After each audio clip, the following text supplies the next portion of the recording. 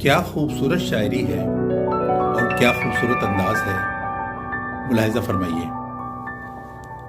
तूने देखी है वो पेशानी, वो रुखसार, वो होंठ, जिंदगी जिनके तसव्वुर में बिताती हमने।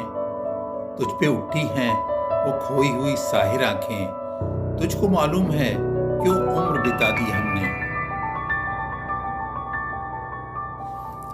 और देखिए अब शायर क्या कहता है। उम्र भर लिखते रहे फिर भी वरक सादा रहा, जाने क्या लफ्ज थे जो हमसे तहरीर न हुए। और शायर यूं भी कहता है, उम्र भर खाली यूं ही हमने मकान रहने दिया, तुम गए तो दूसरे को कब यहां रहने दिया। तुमको उलझाकर कुछ सवालों में मैंने जी भर कर तुम्हें देख लिया,